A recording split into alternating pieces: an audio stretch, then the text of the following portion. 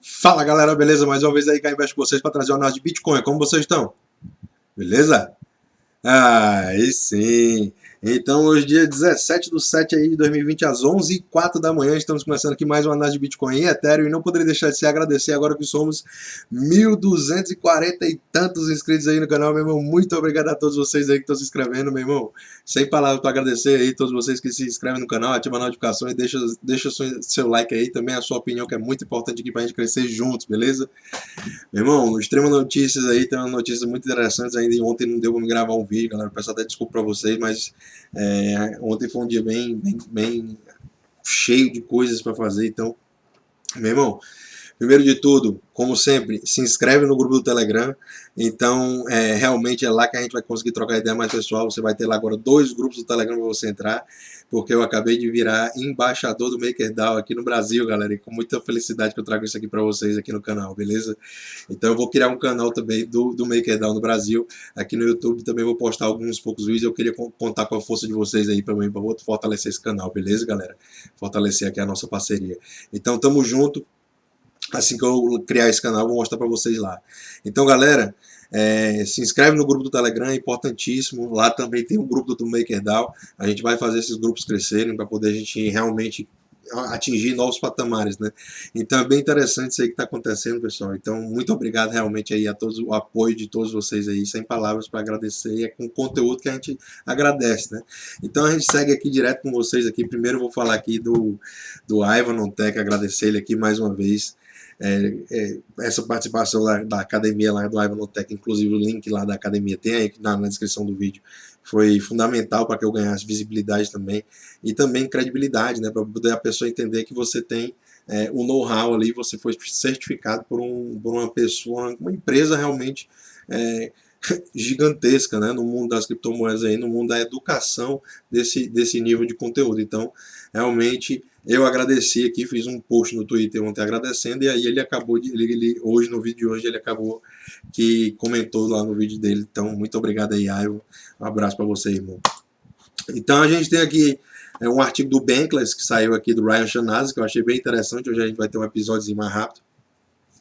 Mas é bem interessante a gente ver essa movimentação aqui que saiu no artigo do Bankless aqui, porque ele compara o Ethereum, né, a um T-bill, né? Uma T-bill. E para quem não sabe, uma T-bill é exatamente uma Treasury Bill, que significa um título do tesouro. É como se aqui no Brasil fosse o tesouro direto que a gente tem.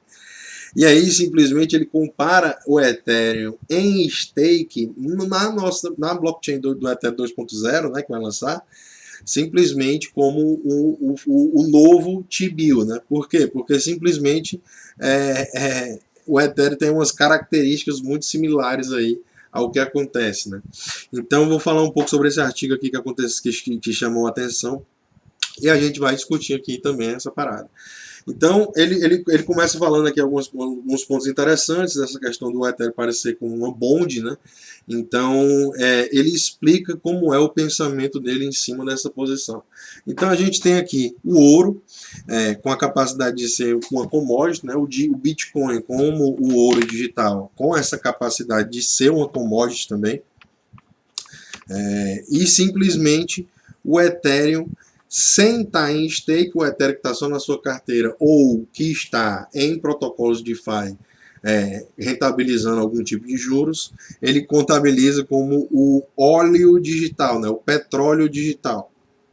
E aí todos são commodities, na visão aqui do Ryan Shanahan. Só que quando você cria o seu node, né, e você faz o stake ali de 32 Ethereum para poder se tornar um validador da rede, você vai criar a primeira camada onde você consegue receber yield.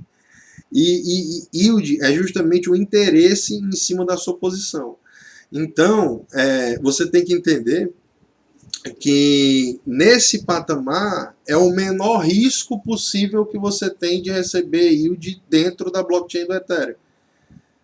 E aí muita gente fica naquela onda de dizer que mas DeFi vai vai consumir todo o yield do Ethereum. Vai ter muito mais gente querendo buscar yield dentro do mundo DeFi, porque o yield vai ser maior e aí não vai ter ninguém para validar no ETH 2.0, por exemplo, no Ethereum 2.0. E aí, simplesmente, o que é que acontece? O pessoal fica nessa dizendo, o DeFi vai canibalizar o mundo do stake, né? O Proof of Stake. O DeFi vai canibalizar o Proof of Stake. Só que isso não é verdade. Por quê? Porque são níveis de riscos diferentes. Imagina quando você tem o dólar na sua mão, uma nota de dólar na sua mão, e quando você tem uma bond de dólar na sua mão, um T-bill, né? Um título do governo americano, um título de dívida do governo americano que é cotado em dólares, né? Então, quando você tem o dólar na sua mão, você tem o risco do governo americano arregaçar tudo e aí aquele seu dólar deixar de valer e você vai segurar o dólar e simplesmente seu dinheiro vai perder o poder de compra. Quando você tem uma bond do governo americano, você tem a capacidade de você gerar interesse em cima daquele seu dólar. Você comprou com o seu dólar aquela bond, e aí você fica recebendo uma porcentagemzinha ali em cima daquele seu dólar. Então, nesse nível, uma bond, né, um título do governo, ele é exatamente a mais simples nível de risco que você pode assumir em ganhar interesse em cima do seu dólar. E aqui, no caso do Ethereum, você fazer o stake literalmente de Ethereum, você está assumindo o menor risco possível, que é o risco sistemático do Ethereum ter um bug por um todo. E aí, quando você vai para o mundo DeFi, você tem yields maiores, você ganha mais interesse. Por quê? Porque simplesmente você tem a capacidade de assumir mais riscos, riscos diferentes dos riscos que a gente tem somente em fazer o stake, porque você começa a adicionar novos protocolos. E a partir do momento que você vai adicionando novos protocolos, cada protocolo pode ter o seu nível de risco a mais inserido. Então, isso daí é bem interessante vocês terem essa noção na mente, né, galera? Entender como isso aí funciona. E simplesmente ele compara aqui embaixo também, ele começa a fazer mais algumas ponderações e fala também por que o mundo financeiro, Wall Street, está chegando para dentro do Ethereum agora com força também. Porque simplesmente vai ter essa capacidade da gente entender que para atingir o consenso, né, no Proof of Stake do Ethereum, a gente vai ter que fazer o stake. E quanto menos Ethereum tiver em stake, maior o yield que as pessoas vão receber. Ou seja, o risco por ser maior na blockchain do Ethereum, quando você vai mandar o seu Ethereum do 1.0 para poder receber, se você envia nos primeiros dias que tem poucos stakers, você vai ser remunerado com uma porcentagem bem acima do que quando tiver mais stakers. Mais pessoas travando seus Ethereums ali para poder validar as transações. Então é interessante vocês entenderem essa relação assimétrica também, porque simplesmente quanto menos pessoas tem, você está entendendo que elas estão assumindo o risco de dar alguma coisa errada. E aí por isso o protocolo paga uma porcentagem maior. Quando a gente chega a 1,5 milhão aqui de Ethereums travados, a gente já tem 12,5%, 12,3%. Só que quando a gente chega a 50 milhões de Ethereum travados, a gente tem 2,1% aqui de inflação no Ethereum, né? Porque isso aqui é o que vai estar sendo distribuído para os validadores, ou seja, os stakers, quem está travando seu Ethereum ali na rede. Então é bem interessante a gente entender que até 2024 aqui, calculando, né, a gente está fazendo isso aqui, já é futurologia essa parte, porque a gente tem que esperar o protocolo sair, começar a funcionar tudo, então vamos aguardar, vamos um passo atrás do outro, mas isso aqui é uma forma da gente entender como vai ser interessante. E aí se espera que, por exemplo, em 2024, o stock to flow do gold, né, do ouro, que é uma métrica utilizada para poder calcular ali o quanto que o novo ouro que é encontrado no mercado, ou o novo Bitcoin que é encontrado no mercado, consegue suprir em cima da porcentagem que já existe no mercado.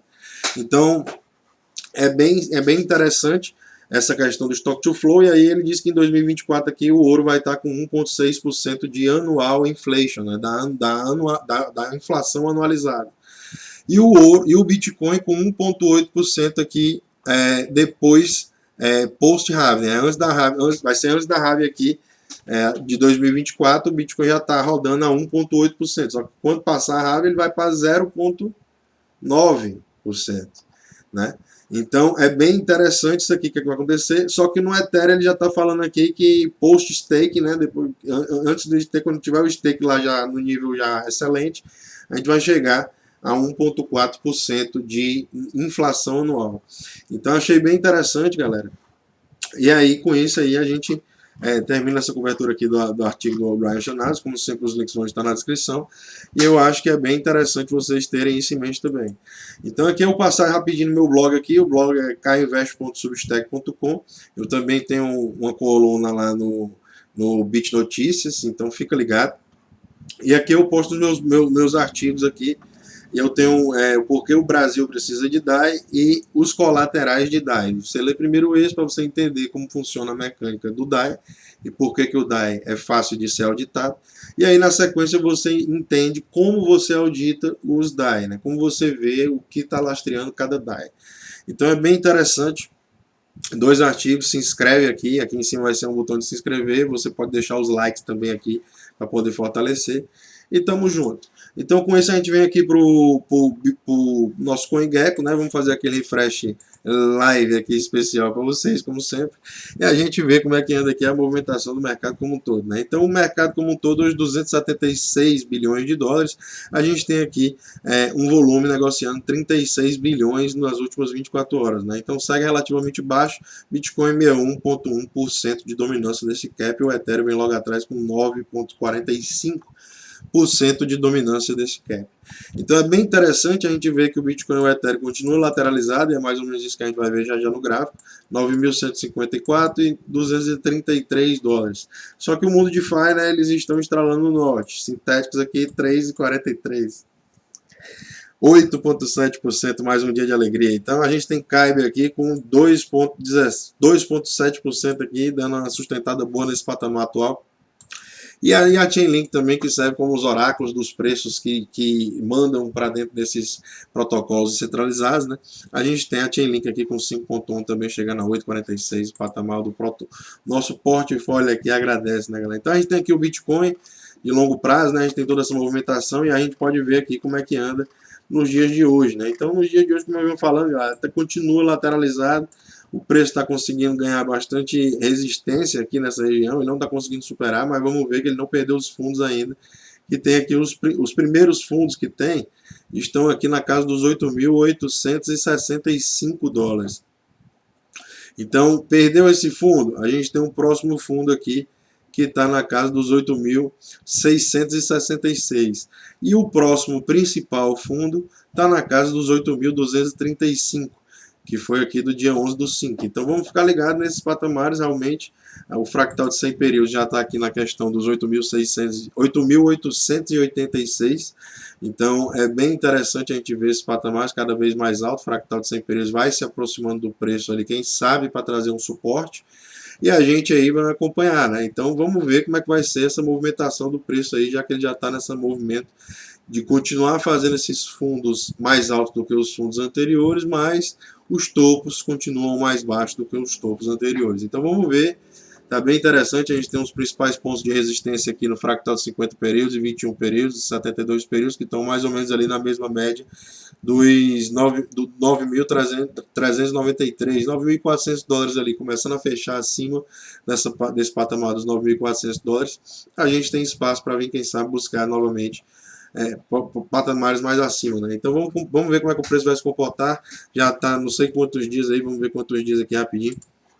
A gente já está exatamente aqui 79 dias de lado, né, galera? E a gente sabe que quando algum movimento começar a se declarar mesmo, ou para cima ou para baixo, a gente vai ter realmente bastante euforia nesse movimento. Então vamos tomar cuidado aí com as operações, vamos sempre estar protegidos e vamos manter o padrão aqui de sobrevivência aos mercados, né, galera? Então a gente tem aqui a questão do Ethereum. O Ethereum é bem interessante a gente entender como é que é a movimentação. O Ethereum está aqui todinho no gráfico diário também.